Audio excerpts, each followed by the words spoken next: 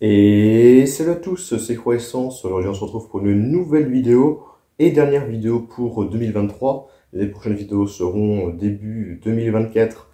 Et du coup, je vous souhaite à tous de passer de bonnes fêtes de fin d'année. Je le fais maintenant parce que du coup, je pourrai plus vous le faire après, ce sera un peu trop tard.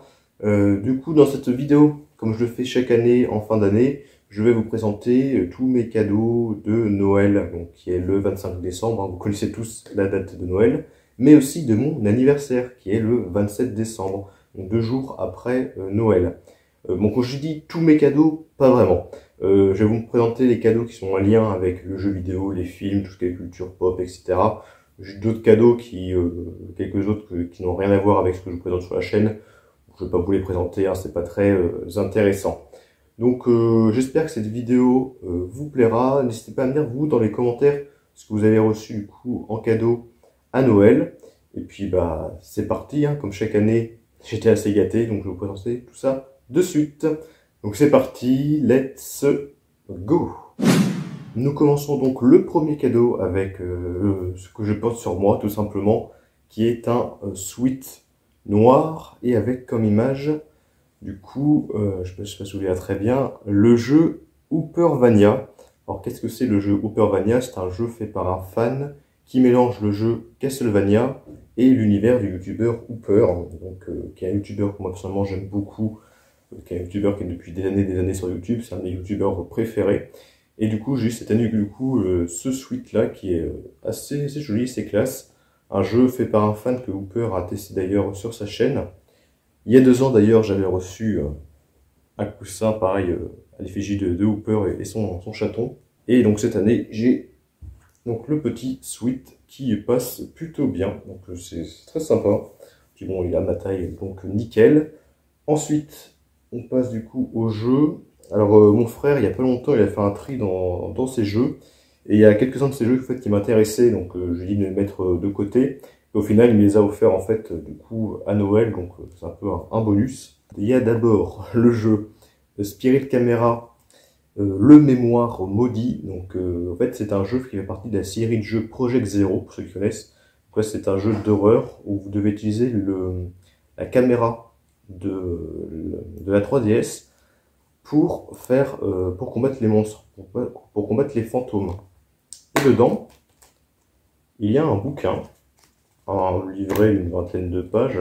Et en fait, avec l'appareil photo de la 3DS, c'est un bouquin qu'on peut utiliser en fait, pour avoir comment dire, il y a la réalité augmentée en fait. Si vous passez la caméra de la 3DS sur le bouquin, il peut faire apparaître en fait des fantômes, des choses comme ça. Et c'est plutôt original. C'est vraiment un jeu j'ai jamais encore testé le jeu. J'ai vu mon frère y jouer, mais moi j'ai jamais testé. Et ça a l'air très original en fait comme jeu. Le Spirit Camera. Il y avait également le jeu Ultimate NES Remix. Donc, comme son nom l'indique, c'est un portage sur 3DS de plusieurs jeux NES. Hein. Donc, il y a du Mario, il y a du Zelda, il y a du Kirby, il y a du Kid Icarus, il y a du Donkey Kong, etc., etc. Dr Mario, Metroid, etc. Donc, plein de jeux NES portés sur 3DS avec quelques petits bonus en plus. Donc, ça, c'est toujours sympa. Le Kingdom Hearts 3D, alors 3D par rapport que c'est un jeu 3DS, mais aussi parce que le sous-titre du jeu c'est Dream Drop Distance, donc ça fait aussi 3D avec les premières lettres de chaque mot. Voilà, petite particularité. Donc Kingdom Hearts, j'ai jamais testé, j'ai joué encore à aucun jeu Kingdom Hearts. Ce jeu Kingdom Hearts que j'ai à part celui-là maintenant, c'est le jeu sur Xbox One, ça doit être Kingdom Hearts 3. Du coup, il y a la notice, il y a les petites cartes qui vont avec, donc c'est nickel. Donc je sais pas lequel je ferai en premier, certainement celui-là, je pense. Et aussi, du coup, un jeu DS, le Metroid Prime Hunter, que j'avais peut-être dû jouer un petit peu, celui-là sur DS à l'époque. Donc voilà, c'est un jeu qui m'intéressait aussi également. Donc voilà, il voulait s'en séparer de ces jeux-là, donc il les a offerts du coup à Noël directement. Donc c'est nickel. Donc c'est des petits jeux bonus du coup. On continue avec des jeux Xbox One. Tout d'abord le jeu Stray, un jeu assez connu, hein, je pense que vous connaissez tous.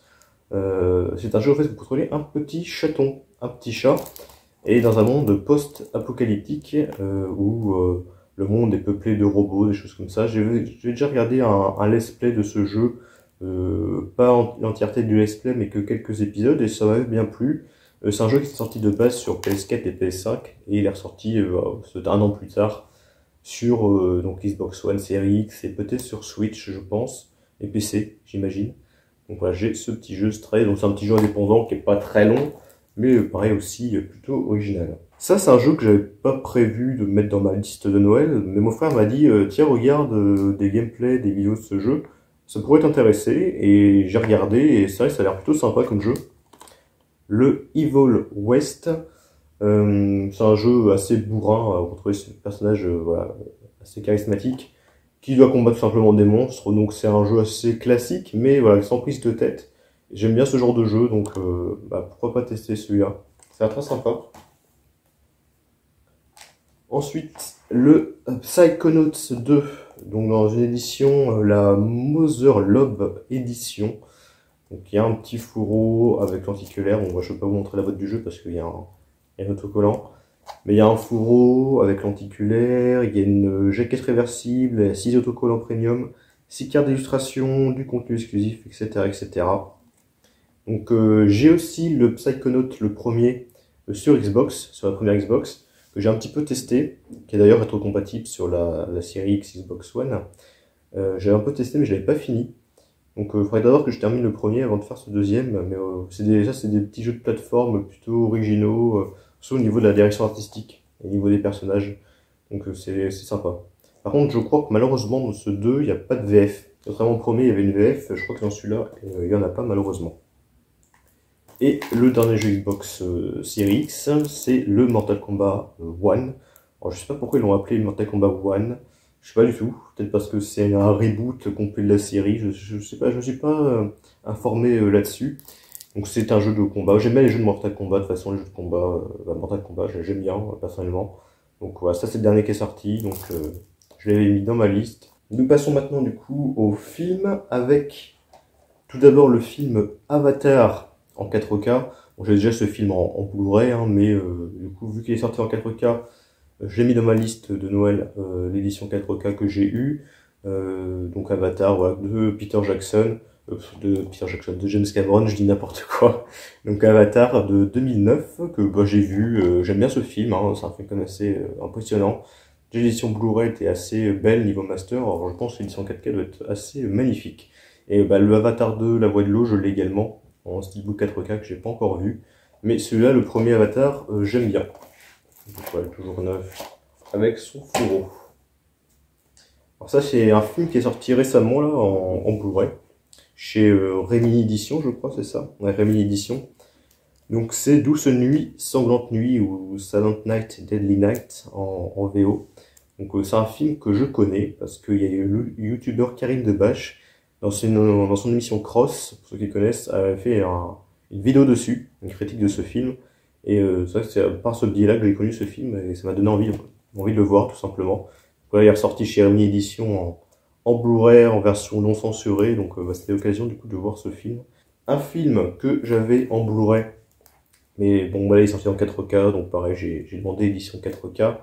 Le Délicatessen de Jean-Pierre Jeunet, que j'avais en Blu-ray, que j'ai vu, et que j'aime bien, même si c'est vrai que ce film est assez particulier, hein, que ce soit par son ambiance, ses personnages, son scénario, sa direction artistique, voilà, c'est assez particulier hein, comme film. Voilà, j'ai bien aimé le film, même si bon, je ne le mettrai pas dans mon top, mais bon, il était quand même très bien ce film. Donc Délicatessen, je ne sais pas ce que donne l'édition 4K, on verra ça. Malheureusement, c'est comme pour la Cité des Enfants Perdus, c'est le format, c'est format DVD. C'est un petit peu dommage par contre, hein, parce que du coup avec les autres éditions 4K, du coup ça fait un petit peu tâche, mais bon, c'est comme ça. Donc c'est une édition à Digipack. Et pour terminer niveau film, il y a donc un film d'animation français, La Revanche des Humanoïdes. Donc c'est sûrement le plus grand film d'animation français de science-fiction, qui est marqué derrière par Animascope. Alors j'ai jamais vu ce film, mais vous reconnaîtrez certainement les personnages qui sont juste ici, parce que ça reprend les personnages en fait de la série Il était une fois la vie, ou même Il était une fois l'homme, et choses comme ça, que j'aime beaucoup. Il était une fois la vie, je les ai en Blu-ray. La série Il était une fois la vie, Il était une fois l'homme, j'ai intégré en Blu-ray, que j'aime beaucoup. C'était une série de mon enfance, et en fait on fait un film, en fait, qui reprend les personnages et tout. Et ça, je n'ai jamais vu ce film, je sais pas vraiment qu'est-ce que ça donne. Et du coup, à l'intérieur, donc c'est une édition Blu-ray. À l'intérieur, il y a un digipack. Derrière, c'est tout noir. Voilà, avec les CD. Il y a des cartes qui reprend du coup des images du film. Il y a également, bon ça je vais pas le déballer, mais bon, c'est un poster qui reprend l'affiche. Et puis après il y a plein de trucs, il y a une bande dessinée, bah, du moins une partie de la bande dessinée, parce que du coup il n'y a que 2 pages. Qu'est-ce qu'il y a d'autre? Ça doit être des cartes. Des cartes, d'accord. Après il y a des flyers, il y a encore des cartes postales, c'est un peu mélangé. Et aussi un bouquin. Donc La Revanche des Humanoïdes, une nouvelle aventure de Piero, Psy, Métro et Maestro, d'après le film d'Albert Barillet. Donc c'est un bouquin qui retrace du coup un peu des croquis du film, qui explique l'histoire, j'imagine, des choses comme ça. Donc c'est assez, c'est une émission assez complète, hein, franchement. Bon, je l'arrangerai un peu mieux plus tard, mais en fait ouais, c'est assez complet, hein. Comme édition, il y a quand même pas mal de choses. Donc si vous aimez ce film, vraiment c'est l'édition ultime à avoir. Et c'est édité par Carlotta. Donc La Revanche des Humanoïdes. Donc pareil, hâte de voir ce que ça va donner, parce que j'aime beaucoup du coup les personnages de Était une fois la vie et tout ça. Nous continuons, donc maintenant c'est tout ce qui est figurines, et on va commencer par une figurine assez particulière, car c'est une figurine qui est fait main. Voilà, c'est une figurine tout à fait originale, hein. C'est vraiment fait main par une personne. Du coup, sur le personnage de Cuphead du jeu Cuphead, que j'adore. Donc c'est une petite figurine, hein, qui fait, je sais pas, peut-être 10 cm. Donc voilà, une petite figurine qui est fait main, c'est assez joli, qui reprend la pose du personnage. Je fais attention parce que du coup le socle et la figurine ils sont pas liés en fait. On peut enlever la figurine du socle, hein, tout simplement. Donc je fais attention à pas qu'elle se pète la gueule. Une petite figurine faite en je ne sais pas quelle matière, franchement je ne sais pas. Peut-être du verre qui a été du coup peint, peut-être, je sais pas, franchement je ne sais pas. Ensuite, une petite figurine pop de Aku Aku, donc de Crash Bandicoot. J'avais déjà une figurine de Crash Bandicoot, mais j'avais pas du tout le masque. Donc voilà, petit masque de Aku Aku que je déballerai. Dans cette boîte en carton, il y a quelque chose d'assez original également. Donc je vais pas vous les déballer, mais on voit un petit peu, il y a des cubes de Mario, il y a Luigi, etc. Il y a plein de cubes, mais en fait, qu'est-ce que c'est exactement? Par exemple, si je prends le cube de Mario, en fait, il y a un aimant sur une des parties, et ça, c'est des petites figurines à poser, en fait, sur un frigo, sur un micro-ondes, ou je ne sais quoi. Et du coup, c'est des figurines qui, du coup, sont aimantées, donc à mettre sur un frigo, et vous pouvez faire, en fait, comment dire, des petits scénarios, en fait, avec tout ce que vous avez là. Donc à mettre sur le frigo pour décorer le frigo. Donc ça, c'est sympa, il y en a pas mal, hein. Il y a beaucoup de cubes, pas mal de personnages. Donc ça, je mettrai ça sur mon frigo tout à l'heure, je mettrai tout ça là. Alors je mettrai peut-être une image maintenant pour vous montrer ce que j'ai mis sur mon frigo, pour montrer à quoi ça donne exactement. Ensuite, une autre figurine pop, une grosse figurine pop, du diable de Cuphead sur son trône. Alors il fait partie d'une série de 3 nouvelles figurines pop qui sont sorties sur Cuphead. Elles sont juste derrière. Donc moi j'ai déjà les deux là. Et il me restait plus que celle-là que j'avais mis dans ma liste. Ouais, c'est une grosse figurine. Très sympa. Et on va terminer avec d'autres figurines, mais c'est pas des figurines pop. C'est des figurines qui valent quand même plus cher que ça. C'est des figurines U-Tooz. J'espère que je prononce bien. U-Tooz. Donc c'est comme c'est le même format que les figurines pop. Voilà. Je montre juste à côté. Hop, c'est exactement le même format. Et c'est pas la même marque, ça c'est pas des Funko Pop. Donc c'est des figurines en vinyle. Et du coup, là celle-là, ça représente du coup le personnage de Cuphead quand il décède dans le jeu. Donc le fantôme, donc Ghost of Cuphead. Je vais vous la déballer, parce que c'est des figurines qui sont vraiment assez classe. Donc, en plus dans une boîte de protection. Alors, tac, je vais vous montrer d'un peu plus près. Donc ça c'est des figurines qui viennent tout droit des États-Unis. Et voilà, elle est assez stylée. Voilà, donc le fantôme, quand vous êtes dans le jeu, que vous décédez dans le jeu, il y a ce fantôme-là qui apparaît, puis du coup c'est votre âme en fait qui monte, tout simplement. Donc là on voit le personnage de Cuphead qui est décédé, puis du coup voilà, vous avez compris. Donc vraiment très original comme figurine. Il y en a d'autres, des figurines Cuphead de U-Tooz. L'année dernière j'en avais eu une, et donc là j'ai celle-là en plus.